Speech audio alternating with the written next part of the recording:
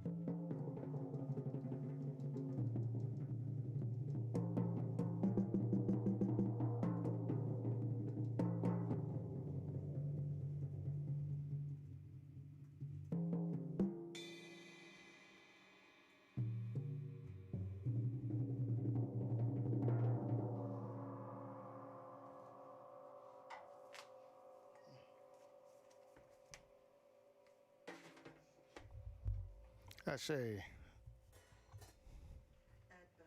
Ed Bell, Ashe. Edna Bell, Ashe. Charles Bell, Ashe. William Bell, Ashe. George Bell, Ashe. Mike Bell, Ashe. Danielle Bell, Ashe. Patricia Bell, Ashe. Larry Baker Jr., Ashe. Edward W. Cox Sr., Ashe. Edward W. Cox Jr., Ashe. Verna and Frank Lomax, Ashe. Ashe, oh, we honor all of our ancestors, those who were named, those who are not named, those who have been born, and those who are yet to be born. Like I said, there's a lot going on, I was up late last night trying to figure out even what, just kind of parsing through everything. But my cousin Dante put a video of Ice Cube in our family chat, and Cube was talking about this plan, this contract with Black America, and he got a lot of flack for that this week because he presented his plan to both the Republicans and Democrats and tweeted, I think it was Wednesday, that the Dems responded, we'll talk to you about this after the election, and 45's campaign had a conversation with him and apparently said that they would update their platinum plan for Black America, whatever that is. I mean, I looked at it, but that doesn't mean it's an actual plan. And so I want to talk a bit about the contract with Black America. And it literally is a contract. It's not a plan. The material that I was able to review was literally the bullet points. There is a full 22-page document on the website, and I'll give you the website here in a little bit, that has the full plan. I'm going to read the whole thing and probably come back next week with some other thoughts. But I wanted to use this to kind of springboard another line of conversation based on the politics of humanity. My wife Ruth and my cousin Stacy and I were talking earlier this week, and our conversation was around, how do we use the Drumversations, or even do we use the Drumversations platform in a get out the vote or some kind of voting-oriented programming idea, or do we focus on what happens regardless of who wins and how we move on November 4th? To bring about a lot of the ideas and changes politically, culturally, that we've been talking about for the last several months. And so I thought, it's somewhat fortuitous, I guess, that Ice Cube, somebody like Ice Cube, would put forth this contract with Black America in the context of that conversation, because that is a natural kind of, I guess, segue to an analysis of plans that exist that align in many ways, or at least can be used as frameworks for, how we think about culture and politics within the context of a politics of humanity. So I'm going to give some context. I'm going to talk just a little bit about the contract with Black America, and my thoughts about why it's important, why Ice Cube, I think Ice Cube had to do it, why it probably won't work, and how we can still leverage the conversations that are happening as a result of his releasing that contract to move everything forward. So context. Historically, the function of the Jali of West Africa was to be the keeper of the culture, the historian, the living archive of the people's tradition, as Cameroonian musician and musicologist Francis Bebe puts it in his book, African Music. Above all, the Jali, or the griot, as the French called them, is a musician that serves the community by leading various rites and rituals, ceremonies, and celebrations. A Jali may be independent or employed exclusively by families of status and means. They are as respected for their talents as they are feared for their knowledge. This tradition was stolen across the Atlantic with us and continued to evolve as we evolved here in what became America. Fast forward to more contemporary context, the modern Jali has appeared in many forms, not always attached to music. We've seen writers and poets like James Baldwin and Audre Lorde, comedians even, like Dick Gregory and Dave Chappelle, actors like Ruby Dee and Ozzie Davis, and of course musicians like Paul Robeson, who was much more than a musician, but known for his acting and his beautiful baritone singing of art songs, Nina Simone, and so many, many others. In fact, it was the griot class that united the people in the United States during the civil rights movement within and beyond Black America, as artists with crossover appeal got white American youth hip to Black culture in a way that, you know, prompted them to pay more attention to what was going on and pay attention differently than their parents and previous generations had. The political establishment came to understand this and began a practice of defunding public arts education, among other things. Remember, in the civil rights era, leaders were all very well educated. Folks from Dr. King to Angela Davis to Huey Newton all had PhDs. So many more were very well educated folks, right? The artists were very well educated. This was all public school for the most part. And this attack on public education, coupled with the unintended consequences of integration, the rise of the prison industrial complex, the crack epidemic, and so many other things, gave space and voice to a new generation of griots, the DJs and the MCs that created hip hop. It's hip hop culture that then birthed O'Shea Jackson, better known as Ice Cube, the rapper, entrepreneur, and face of the new contract with Black America, which is making a lot of news this week.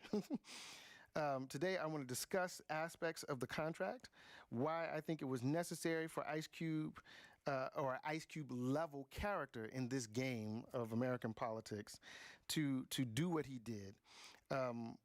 Why I don't think this contract, or this iteration of the contract at least, can work, and how we can possibly leverage the energy that Cube elevated with dropping the contract to a conversation that moves forward. At the outset, the contract, like I said, is 22 pages. It's a document. It's a beautiful document. And it's got Derek Hamilton. It's got a lot of scholars in and around it, people that I either know their work or I know them personally, and I think very highly of economists like Derek Hamilton. He's one of the folks who informed Andrew Yang's campaign around the universal basic income. He's done a lot of work at the New School in New York, at the Kirwan Institute here at Ohio State in Columbus, around economic equity and really helping set the stage for economic security for Black America specifically, people of color in general. So I don't have any real issues with the contract in terms of substance based on what I've read, given the folks who are around it. I mean, we can critique all kind of stuff, right? But I'm talking about just the substance, right? But when you first get to it, it is at contractwithblackamerica.us. That's the website, contractwithblackamerica.us. Please read it because we don't have time to really go through it in depth.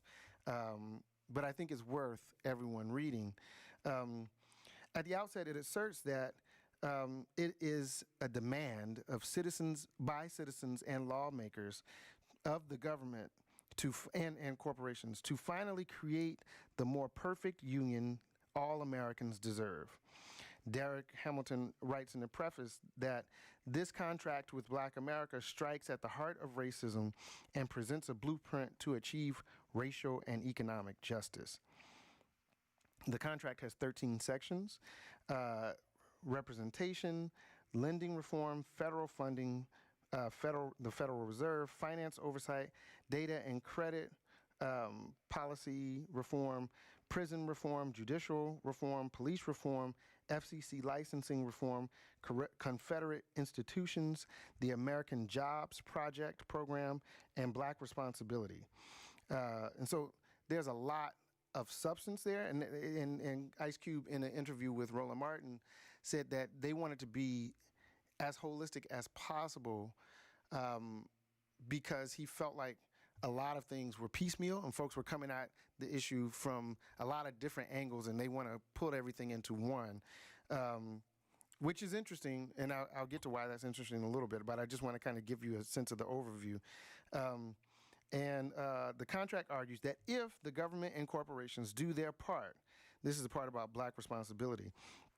If government and corporations do their part to close the racial wealth gap, excuse me, provide equal access to capital, reform or do away with policies that perpetuate inequalities, abolish, reimagine, and reform systems institutions that have historically been used to perpetuate racialized disparities, then the rest is up to Black America to, quote, dissolve any bitterness in our heart for past wrongs.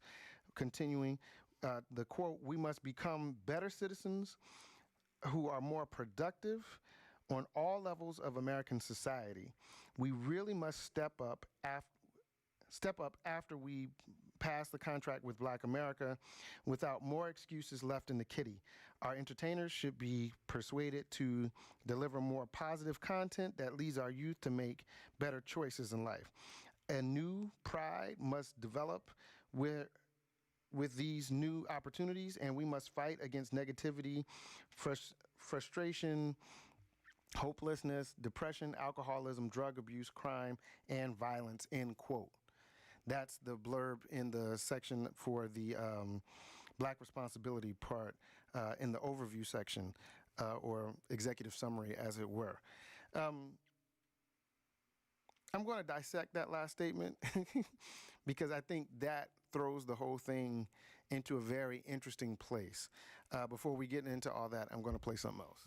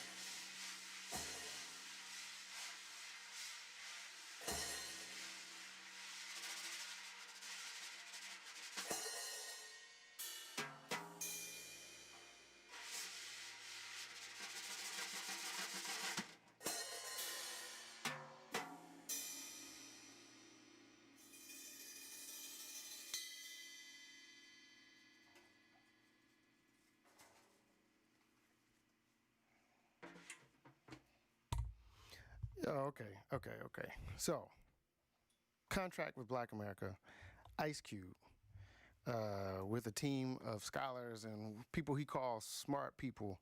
Um, another caveat about this, he makes a lot of acknowledgments that I'll get to.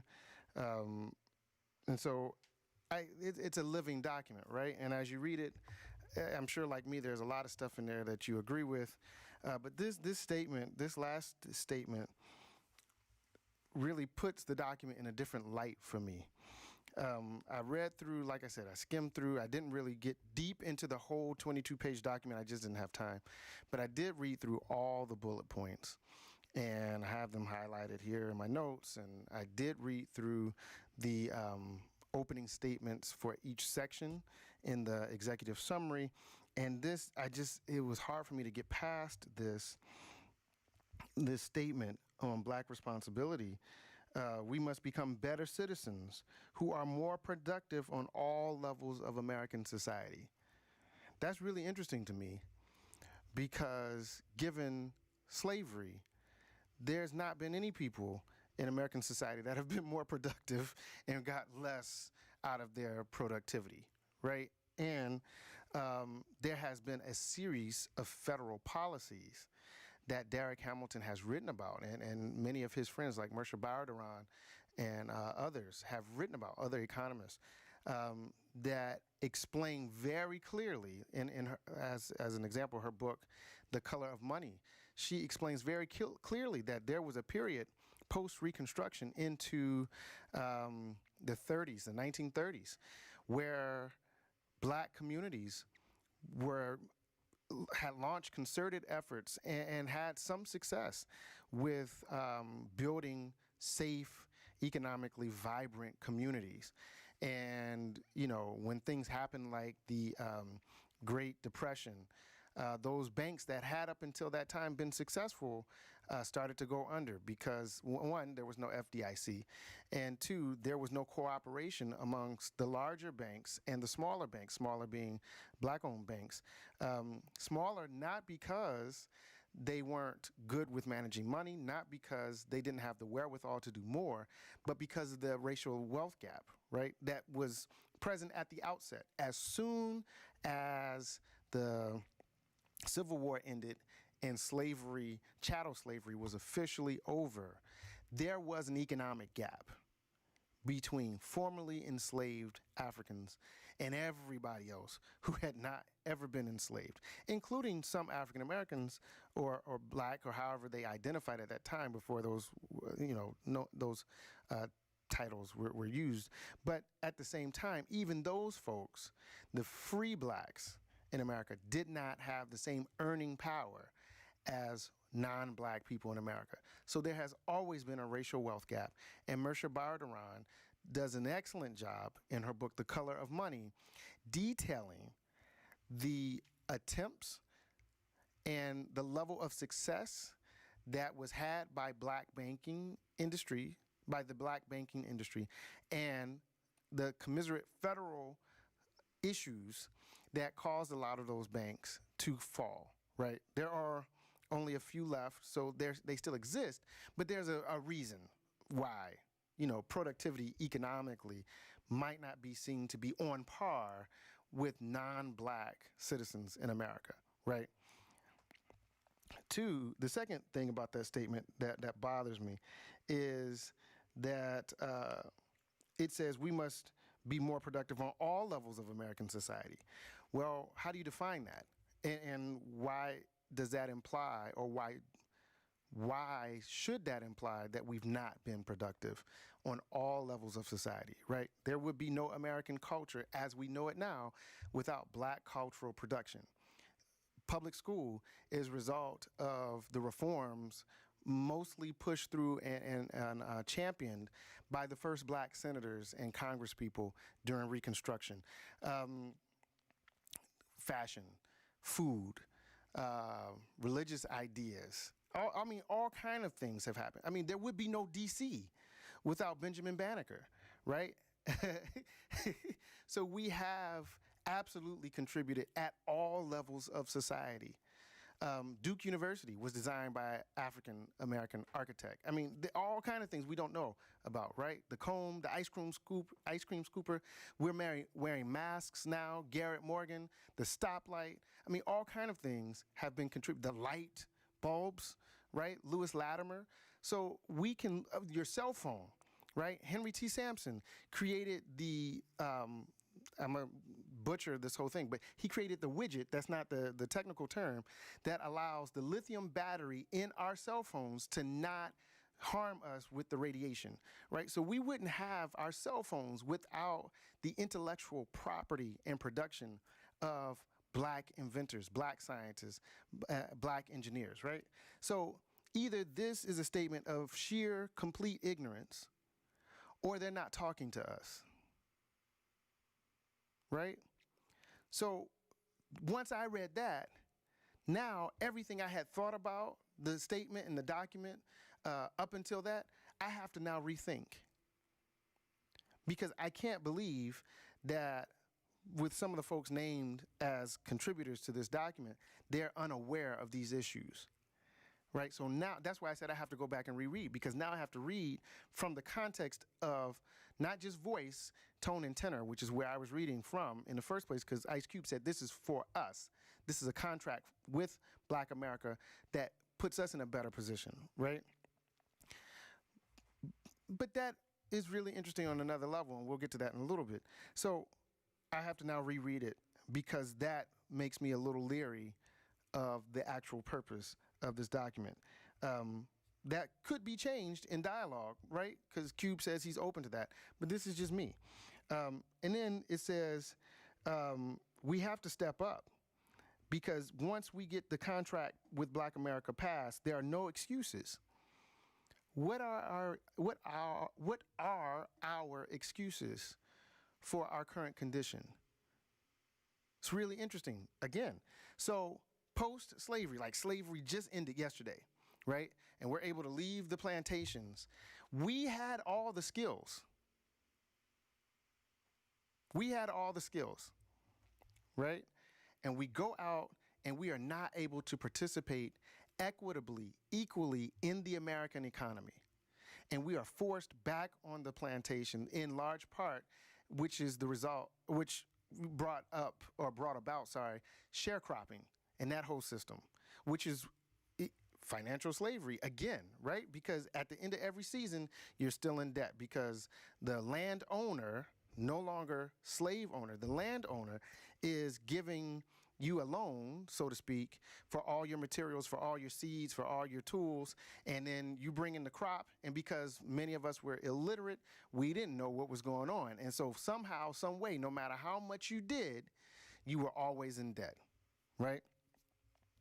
And then those of us who leave the plantations as sharecroppers, they start creating these vagrancy laws and, no loitering and all this kind of stuff. So as we're trying to find work, we're just walking because of what became the prison industrial complex, the early iteration of this, right? Free labor in prisons. Vagrancy laws allowed police to pick you up, throw you in jail, and now you have to do free labor, hard labor. That's your sentence, right? So we had all the skills. We tried to participate in the economy en masse. We were not able to, so you had these pockets, these little towns, right? Greenwood, Oklahoma, Rosewood in Florida, several across the country, right? Little pockets where we got to build our own spaces, police our own areas, educate our own children, build our own businesses, and we did very, very well. Do you know why Greenwood was taken out? The whole reason comes down to economic competition. There were some places where, because the Black community had a building that was taller than the adjacent white community, that was an issue. And so there was an attack, and these massacres happened. Just Google it, right? Race riots, massacres, Tulsa, Greenwood, all that stuff. It's right there. All you got to do is look it up. I'm not making this stuff up. So whenever we got to a point as Blacks in America, or Africans in America, where we were doing well economically and being productive in the mainstream sense of that word, economic production, there was some incident that took place that absolutely detracted from that success, right? So, what excuses are we making when that is what we have faced? And in spite of that, the majority of us are still participating and cooperating with society as it is. Because it's not the majority of us who are out there in the streets, right? It's not the majority of us who are railing or raging against the machine. That righteous indignation is absolutely what it should be given what's going on. That's not the majority. So again, who are they talking to? And why do they feel the need to make these statements in particular, right? We need our entertainers to be persuaded to make more positive content that leads our youth to make better choices. We've already addressed that on Drumversations. If I'm 17 years old and a record company comes to me and says, I'm going to give you $5 million, in your budget, and you get $1 million of that or whatever to make a record that degrades women, that elevates drug use and thuggery or what have you, then what are you going to do at 17 and you're in the hood and your mama can't pay the rent? You're going to make that music. So here's a case where the entertainers, quote unquote, are being blamed for the content that more often than not, they have no control over. How does that work? Right? This is like that slippery slope that we heard in the Amy Coney Barrett hearings, right? Where on the one hand, she'll say something that sounds halfway right when she's talking about Brown v. Board or Plessy versus Ferguson. But then, by the end, you just don't feel right inside because something about the statement was just, right? And it's hard to put your finger on it because she sounded so much like she was in support of legislation that would make things better for everyone. But then she says something that then you're like, well, is she? This whole document, when I'm reading it, I'm like, yes. Then I get to statements like this, and I'm like, I don't know, right? And then the last part of this that I have a problem with, it says, well, among other things, but it says, we have to develop a new pride meant to, hold on, I got to read my handwriting. A new pride must develop with these new opportunities, and we must fight against negativity, frustration, hopelessness, depression, alcoholism, drug abuse, crime, and violence. What's really troubling about that statement? All of those isms, right? Alcoholism, drug abuse, violence, crime, depression, hopelessness, frustration, negativity. Those are all manifestations as a result of causal factors that not only have to do with economic disenfranchisement, but also the other overt and less obvious aspects of racism. Period, point blank. This is an absolutely class-based argument. I get that, right? It's a contract. A contract is a tool of business, right? And so it does not necessarily, given the nomenclature being used, I get that maybe those other things might be beyond the pale of this work. And because of the acknowledgments that Cube has made, I'll give him that. But I'm dealing with the text as it stands, as it has been released, right? Not qualifying those statements, or though that statement in particular, that we have to fight against these things. Of course we have to fight against them, but that assumes that we haven't, right? It's the same thing. My wife and I watched this documentary called Hillbilly.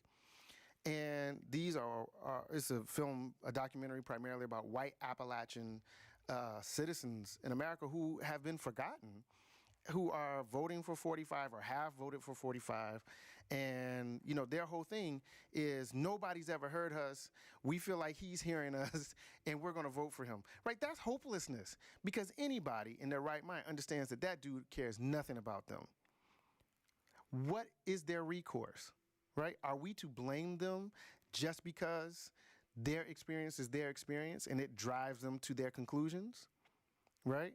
So the problem is not just with the statement, is that it looks like we're blaming ourselves for problems that aren't of our own doing, which is a part of the American narrative that harms everyone, right? In a sense that the American dream, says that you should be able to own a home, have a family, get that car, take a vacation, all this other kind of stuff.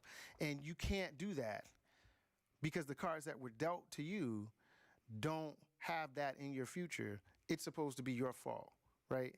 That's really interesting because I literally just heard Ice Cube say, everybody's talking about pulling yourself up by your bootstrap, but what if you don't have boots? That's what he said. But what he put his name on is a bootstrapping argument. Really, really interesting, right? So even when these documents come out that sound or seem or are positioned to be in our favor, we have to be very careful and read and think critically so we know exactly what is being said, what is being pushed, so we can align ourselves in a way that makes sense or not because it doesn't make sense. Let's see. Here's some acknowledgments that Cube made that is the only reason why I'm giving this the space. He said, by putting out this contract, they're doing it for the culture, right? For that, I want to commend him, right? What he's doing, even though I might have problems with it, and if you read it, you may or may not have problems with it, but the point or the fact that Cube felt like he had to do it is because he doesn't see anybody else having this kind of conversation in the public space, right? One. Two, he's fulfilling, that griot level work as the musician, rapper, MC he is by doing what he thinks or feels or what he has the capacity to do to generate energy around a conversation that he hopes will move us and the culture forward. We have to appreciate that, right? Because he doesn't have to do it. And by being who he is, the success he's had, he is absolutely taking a risk. So I will commend that, right? And I appreciate. Ice Cube admits that he shouldn't have to be doing this, but there are others, because there are other smarter people who can, but he knows that he has a platform. And so not only is he elevating the conversation, but he feels like he can elevate the ideas that a lot of these, what he calls smarter people, have, right? And I respect that as well. Ice Cube also acknowledges the gaps in the current iteration of the contract, right? And he maintains it's the people's document. It's not Ice Cube's document. Or he said it's not Ice Cube's contract. It's the contract for Black America, which means that hopefully they're planning a broader conversation where we can have collective input to get something that works for everyone, right? So the problematic language, the things that might not make sense based on historic context and contemporary context should be able to be addressed in those settings, right? Now, it remains to be seen if that will actually happen, but this is what he's saying. That being said, I absolutely appreciate the spirit in which Ice Cube has engaged and elevated this conversation. And any criticisms, again, are really with the substance of the document and not criticisms of him, because we all have our limitations and we all still have to do what we think we can do to move everything forward. Not everything I say or do makes sense to everyone, and I get that, but this is me trying to do my best to move things forward, and that's him doing his best, right? So when it comes down to it, there's just a lot we don't have time to go line by line and address. But there are a few highlights I wanted to bring to you before I play something else. Like I said, it had 13 areas. And in the area of Black opportunity and representation, it talks about the third Reconstruction, right? Reverend Dr. William Barber has talked about the third Reconstruction. The first was literal Reconstruction, post-slavery, after the Civil War. The second was the Civil Rights Movement in the middle of the 20th century. And many folks are making the argument that this current moment is the third Reconstruction. which is really interesting because in the first two Reconstructions, there was at some level or another absolute federal support within limits, right? So the Emancipation Proclamation came from President Lincoln. The Civil War was not necessarily focused solely on the country as much as slavery, right? So that's a federal issue that ultimately brought about the ending of chattel slavery, the end of chattel slavery. And for the next 15, 17 years or so, right, we do see what America could be. But then the federal priority changed around 1877, and that completely shifts the dynamic. We don't complete the project, which is why between 1945 or so, 1977, depending on how you measure or where you put kind of the bookends, you have the advent of the 20th century civil rights movement, which again, because of a lot of factors, the death of Kennedy, the death of King, or the death of Malcolm X, all of these things, you know, lead to legislation, right? King is there for some of that. There are things that are done in his honor after he dies, right? But again, we don't complete the project. In this current moment, I don't see federal support for any of these changes. Not with the current administration, and maybe not with the next administration.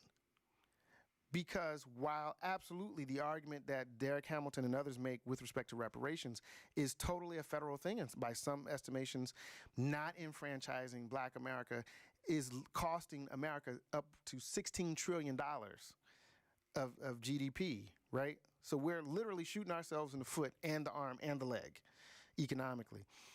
There is not federal support for a lot of the reforms that are touted in this document. So I don't know that this can be a real reconstruction without the level, at least the level of federal support that LBJ had. And that wasn't a lot, but it was enough to get some things done, right? So that's the one thing. But they do talk about reparations. They ask that a commission be put together to determine how much and how the reparations are to be distributed, and that it should happen within a year of bringing the commission into action. They talk about anti-racism education. They talk about making sure that if Black people are 13.5% of the American population, then we should get 13.5% of the resources, you know, poured into our communities, right? On the whole, I don't really have a problem with that, but that's equality, not equity, right? Equality means we get the same options. We get the same opportunities. We get the same, if you give me $5, then somebody's got to give you $5, right? Or if somebody's giving out money, we get the same amount of money. That's equality. But if you're a millionaire and I'm a hundredaire and we both get $5, what does that really mean, right? The $5 doesn't mean anything to you, and it means everything to me. Equity suggests that we get the resources we need to bring about a level of equality, so then we can work from the same playing field, right? I don't see that in the 13.5% metric. And then they have a lot of good stuff, I think, about lending and credit finance reform. It's true that Black families, when it comes to lending, on average pay about 20% of Black families pay on average 1.5 percentage points above the average mortgage rate for white families. That is absolutely true. It is also absolutely true that at the median, white families have 10 times the net worth of Black families. That's all absolutely true. That's why the equity issue is important here, right? Because if you bring folks into parity, there's still the gap. That doesn't close the racial wealth gap, right? Because equality means that we have, again, equal access and opportunity, but it doesn't mean that we have exactly what we need, right? And then it has issues related to corporate cookie jar companies, those who profited in human trafficking, human bondage, and slave trading, and bringing that into a contemporary context with companies that have benefited from the private prison system and other racist policies, right? And so it's trying to bring an adjustment and correction to those policies and practices, to bring some adjustment to venture capitalists and private equity funds, right? So it goes really deep. Judicial, public policy reform, constitutional amendments codifying the expansion of the 13th Amendment, basically taking away the clause as prison being kind of the new slavery there. And we have a question or statement. A statement. Brothers Keeper can make a contribution to this conversation and document. Absolutely, we could. We could. We have a group that gets together on Saturday nights, and I do agree with you, Unc, that we should discuss this further. A lot of people think that the 13th Amendment abolished slavery, but it didn't because of the clause in the middle that allows, slavery by another form with respect to imprisonment, right? It goes into entertainment industry reform and reparations, in terms of financing black cultural production with new studios and things like that. I mean, it goes through a lot of things. And, he got flack for going to both sides to talk about this. And Cube says it's not a partisan issue. We have to be able to talk to people who are in power to make things happen. That's another issue I have, right? Let's be clear. This is not a plan. It's a contract. It's not a plan. It's a contract. And the problem is, Cube says we have to go to people in power who can make things happen. But I don't know ever of a time when America has made solid on its contracts and treaties with people that it saw as less powerful than itself. Let's just ask First Nation people. So we're appealing to an entity that has proven itself to not be a good partner. What leverage do we have to bring this to bear and hold the country accountable to do what it says it would do if it were to sign its name on the dotted line of this contract? Further, 45 is known for being a terrible business partner, right? And not paying his debts or even taking care of his business partners in a way that is just and equitable. So why, if 45 wins again, should we have any hope that that administration would honor any contract with a demographic or even a voting bloc that it has no real connection to, and that has no real mechanism or way to hold it accountable, right? So the only way contracts work is if it has the force of law behind it that binds the two parties to keep their word. And so while there's a lot of good stuff in here, also some troubling stuff, I have not yet found anything that will keep the party in question, which is the American government, accountable and honest for its part of the contract. Our brothers and sisters who are First Nation folks are still trying to figure that out, right? And we're talking hundreds and hundreds of years. So how do we do this? And so what I want to do over the next several weeks is begin to look at other plans, actual plans, that have been put forth. Chancellor Williams put forth a plan in Destruction of Black Civilization. Claude Anderson put forth a 400-year economic plan in Powernomics. Blueprint for Black Power has 1,000 pages worth of a plan for how to build in Amos Wilson's 1999 publication. And there are other plans, right? And so why is this important? Because as we begin the work of practicing the politics of humanity, right, this is part of the ritual of connecting and the ritual of preparing, right? Because understanding these plans and really getting familiar with what has already been put forth. There's also a great new reparations plan by Dr. William Darity in his book, From Here to Equality, right? So by understanding the work that's already been done, I think we do a better job of not just being prepared for the conversation and the work, but not making some of the mistakes that we see in this document. Because it seems obvious to me that they have not done that lit review, as it were. And I get that. I'm not holding Ice Cube accountable for him not being a scholar and for not having heard of some of this stuff. There are a lot of people that haven't heard about it. But that doesn't mean it doesn't exist, and that doesn't mean that we don't need to address it. So I encourage you to go to contractwithblackamerica.us, read the whole 22-page document, and get a sense of it for yourself, and join us in conversation. You can tweet me at Mark Lomax II. You can hit us up on the web at marklomaxii.com. We got stuff. We just found a great T-shirt printing company, so hopefully we'll have some new items in time for Christmas, and everything that we're generating by way of content. This weekly live stream, the Drumversations podcast, the music, any of it, well, this all is free, but the music that gets sold helps drive resources so we can continue to do the work.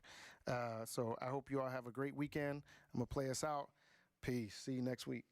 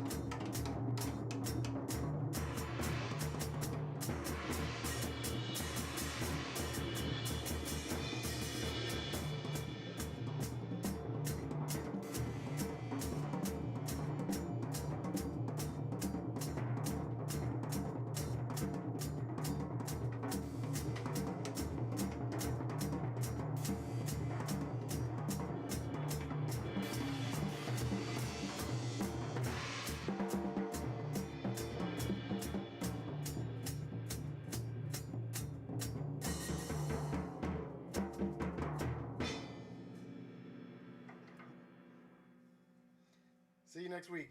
Peace.